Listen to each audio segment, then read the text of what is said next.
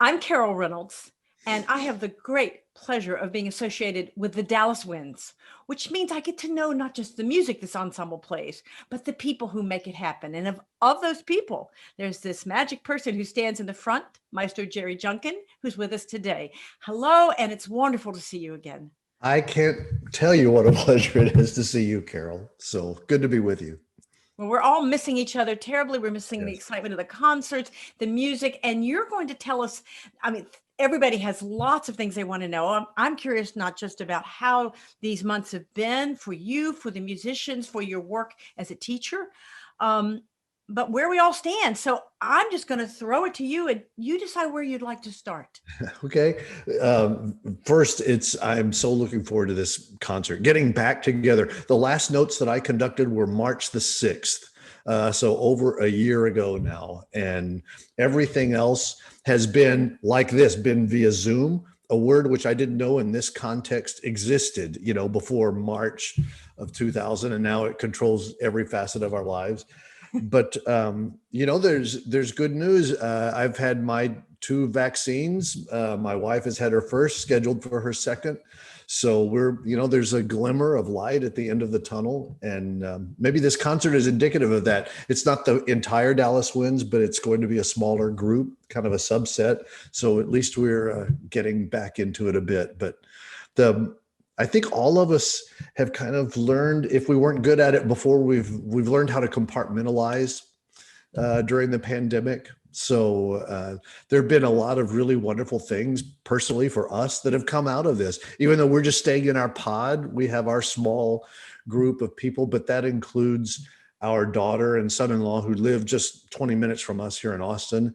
And we've been taking care of our 7-year-old and 2-year-old granddaughter during the day while they work. And so right over there in my study is second grade school for our granddaughter Madeline. So I get to try to remember how to do what the difference between a trapezoid and a rhombus and all those things are. So that's been great. We'll never have as much time to spend with them again, and that's been a real pleasure. That's brilliant. And trapezoid and rhombuses, I don't think we did that in second grade, but I know it's the new era, and certainly a lot of phonics, right? Yes, and I have resisted the temptation to whisper in Madeline's ear, "You're never going to have to know this," but good discipline. I haven't done it. Yeah. What a wonderful blessing. And a lot of people will look back on this and say that. Right. I got to be with my family. I finally got a book finished. We were able to, remodel the bathroom. We were able to whatever. But then, of course, there's no way to play music together. So that's bound to be amazingly difficult. Yes, it has been. And, and with all of the groups with which I'm affiliated, there's been no music making. The foreign travel, of course, stopped. And I right now there's a concert that's still on the books in Hong Kong in early May, but I have every confidence that will not be able to happen because of their quarantine rules there. So everything has come to a crashing halt. So as I said, the Dallas Winds, this will be the first music making I will have done in over a year, and I'm hoping I can hold it together through that first rehearsal, because it's going to be really wonderful to be back with the players again. Oh, that's great. Now you are speaking about a reduced ensemble, so in terms of numbers, but that opens up repertoire you might not otherwise do. So where did you start figuring it out? Yeah, we are limited. We have some limitations, City of Dallas limitations. There's a limitation of the number of people in the house, who can attend the concert. So we're incorporating all best practices, and that includes backstage access, making sure we're observing proper physical distancing at all times. But as a result, that means we can have a maximum of 20 something players on stage. So that entire collection of, I think it's 22 players, will be on stage for the entire concert. However, different groups out of those 22 will play each piece. Every piece is a little bit different instrumentation.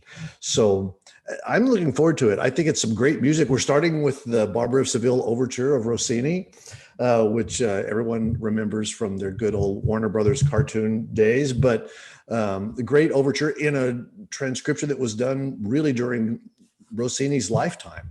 by one of his contemporaries.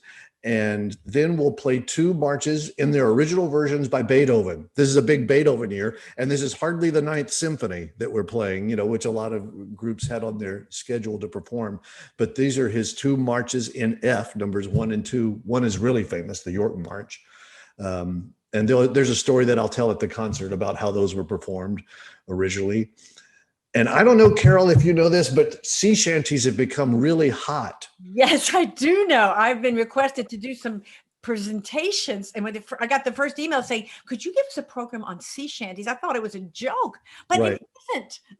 Well, I know it. TikTok, has brought back. This is one of the things from the pandemic, that has happened now. This resurgence of popularity of sea shanties, and so there's this great piece for woodwind quintet by Malcolm Arnold, "The Three Shanties," which are just arrangements of sea shanties, and it's great fun. 10 minutes of sea shanties, so everyone will get their fill of sea shanties on next Tuesday night. And let's see, what else do we have going on? The Saxophone Quartet is going to play a couple of pieces on their own, the Texas Saxophone Quartet, a brand new piece. This is the one thing you asked what I was going for, and one was diversity in this program. So diversity in sizes of pieces, styles of music. So this is a relatively new piece. This is the Texas premiere of a piece by Viet Quang, which many of our patrons will remember from 2 years ago when we did his amazing piece, Renewal, with the Epoch Percussion Quartet. But this is a piece for 11 players called Bullseye. And it's based actually on line drawings of Picasso. And it's a terrific piece, very effective. And then we'll close with a piece by Julie Giroux, who is native of Louisiana, a major career as a Hollywood film scorer, has a multiple Emmy nominee and award winner. And she's written a lot of music for winds. And this is an adaptation of a movement from her Fifth Symphony, which is an homage to Japan, Nihonbashi, it's called. And it's like Percy Granger meets Japan. It's sort of like an Irish reel that gets transposed into Japanese language somehow. Great fun to end the concert. And then our audiences always know to expect a little something else, so we'll try to offer that up as well. Oh, and there are tickets, so people shouldn't think that Yes. there's only 10 people allowed in the hall. No. There'll be a good portion of the hall will be available. Right. So that means get on it, but don't feel like, oh, this must be only 12 people invited. No. It'll be there will be an audience. There'll be all of that energy. People thrilled to be back in those seats. Absolutely. Call the Dallas Winds, because they're going to send you an email link, and that will be your ticket. That's how you will get into the concert. So you'll have a QR code, and once you find yourself, if you haven't been to a performance at the Meyerson, and there haven't been a lot, but there have been some, you will find that all sorts of safety procedures are in place. It's going to be, again, by City of Dallas mandate, basically a 1-hour concert with no intermission. So all sorts of safety protocols in place. So it's a very safe place. And so for those of you who haven't left the house for months and are thinking, I've got to get out, this is where you should start. Oh, I think it's glorious. Now, I'm just sad that I'm too far away to hike on. Well, I'll be down later. I'll be, But we're also, it's going to be live streamed also. So people who can't get out, or who are for whatever reason, understandably reluctant to right at the moment, you can also live stream it to your home. So you can go and get a link and be able to pick it up that way. And that's all on the Dallas Winds website. So yes, people can find out how to do that and send it to all their friends and say, this is the bunch I've been telling you about all these years, right? Exactly. Well, now, being a conductor involves skills that they're astonishing to me. There are people who, not in this crowd, but who think you just stand up there and, wave your arm. All of the study, all of the hours that are astonishing. How do you keep all of that? Did you lose heart? Did you have to rethink? I mean, a year's a long time in your life as a conductor, isn't it? Yes, it is. And especially, when the pandemic hit, I had this stack of scores over here that were going to be for my next 2 concerts in Dallas, another one in Austin, a concert in Hong Kong, a concert in, Tokyo. There were things that were coming up in the next couple of months, plus some summer engagements. And that stack just sat there, because we all thought, Well, this is probably 2 months, at the beginning, but of course, sadly, here we are a year later. So after gathering dust for a while, I just put that music away, knowing that probably when we come back to it, I'm going to be interested in different things, or I'm going to want to put together some programs that will work in different ways. So it's been difficult because it's not that I've stopped listening to music, and it's not that I stopped investigating music. That's how I found out about Viet Quang's piece, etc. But yet it's different when you don't have the pressure, I want to say, of the impending performance. So it's a different thing. But I can't tell you how great a pleasure it has been to get in and mark up a score again, and starting to try to tear it apart and get it figured out, because we have very little rehearsal time. So it's I can't tell you how excited I am to get back to it. It might be like that first day the pool's open when you were a kid, right? And you Absolutely. Absolutely. Now you kept teaching though, and teaching your students. And what was that like to teach? Because you teach on a high level, conducting students, maybe several. What was it like to do that? That was difficult too, because obviously there couldn't be live music making for them to conduct. So we resorted to Zoom. And they haven't seen me. I haven't seen them in person other than in Zoom since, again, last March, except for just a couple of distance gatherings, for individuals. But so that's been difficult. However, again, this has revealed some opportunities to us. So we have had, not only with the graduate conducting students, but we've had what we formed to call a community seminar that meets, that's everyone who, was participating in the wind ensemble or would have normally been participating in the wind ensemble. And every week I've been able to sort of lean on friends. So we've had wonderful guests from all over the country in a lot of different fields. John Corigliano, the wonderful composer, was with us a couple of weeks ago. The players from major orchestras. We had the renowned chef Eric Repair, who was with us to talk about and that was a fascinating discussion about how similar doing something at a high level in his field is with our field, what the artistic similarities are. So it's been work. But it's been a different sort of thing, but it's also given us some opportunities to do things that we wouldn't have had to ever had the chance to maybe delve into before. So I'm hoping it's been viewed as being worthwhile. I think it has been. It certainly has been for me. I've learned a lot. Oh, I can believe that. And I do think, as we look back, the fruits of this, everyone's nervous about the immediate upcoming, with all the arts thing. But so many people have been working, as you've just described, in ways that are so much more creative than we knew was possible.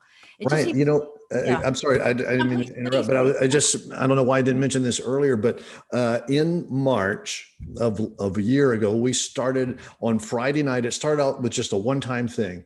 It was a gathering, a hang of a bunch of people who were friends of Ryan Anthony's. This is when we knew that Ryan was not doing well at that particular time, and he was able to join us a few times.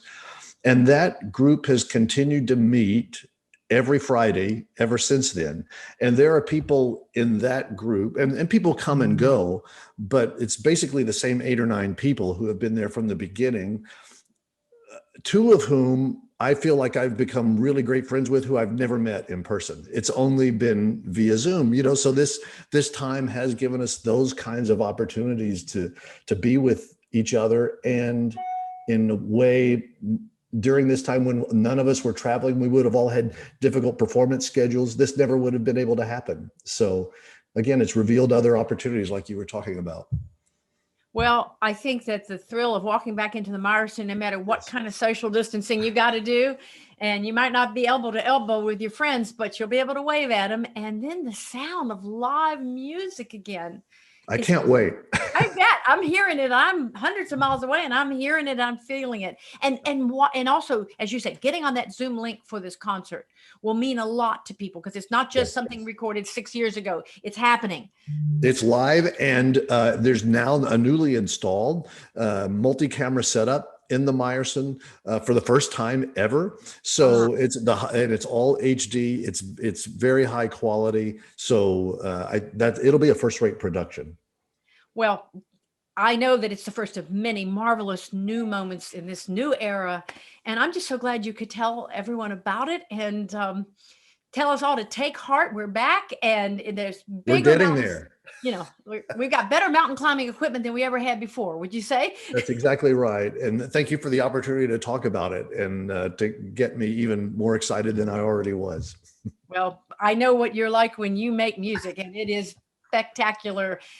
This is one of the most beloved conductors, not just by all of those who love you at the Dallas Winds, but those people playing on that stage, and that's where it matters. So any of you who are new to this ensemble or have never thought of coming to the Dallas Winds, this is going to be a perfect moment to start. And Jerry, thank you for your time. I know you got another student on the other end of this, so you better I do. get your teacher's hat back on, right? Right. But thank you, Carol. It's always great to see you. So hopefully we'll see each other live and in person sometime soon. It will be soon, of that I'm sure. And as we always like to say at the Dallas, see you at the concert, right? Right. Okay, thank you. Bye-bye.